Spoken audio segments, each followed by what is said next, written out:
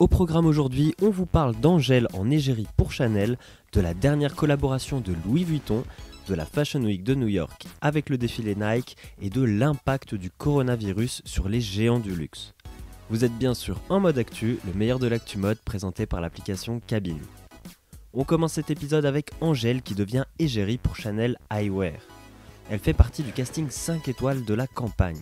Pharrell Williams, Margaret Qualley, Sébastien Tellier et Isabelle Adjani prêtent également leur image au nouveau solaire de Chanel.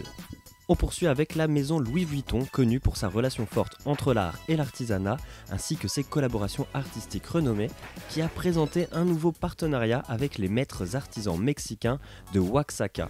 La collection consiste en une série de malles iconiques de la maison qui ont été peintes par les mains expertes des artisans de l'art zapotèque. Les malles Louis Vuitton symbolisent le mélange de l'héritage et du savoir-faire de deux cultures. Elles témoignent du respect et de l'admiration pour le travail des communautés indigènes ainsi que de la richesse culturelle du Mexique. Avant de passer à l'actu suivante, on voulait rapidement vous parler de notre application Cabine. Elle vous permet de noter les tenues de vos amis pour les aider à faire le bon choix. Faites un tour sur notre site pour plus d'infos et remplissez le formulaire en bas de page pour être notifié de sa sortie. On vous met le lien en description. On va maintenant vous parler de Nike qui a présenté sa collection pour les Jeux Olympiques de Tokyo 2020 lors de la Fashion Week de New York qui a eu lieu en ce moment. Cette collection met à l'honneur les Jeux Olympiques 2020 qui auront lieu à Tokyo cet été du 24 juillet au 9 août. Nike a une nouvelle fois misé sur les matières et les formes innovantes pour toujours repousser les limites des sportifs.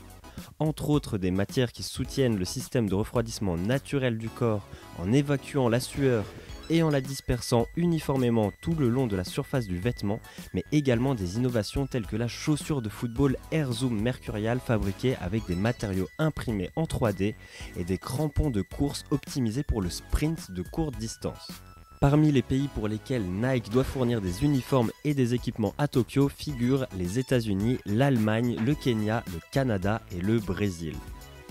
On clôt cet épisode en vous parlant du secteur du luxe qui ne se porte pas très bien en ce moment.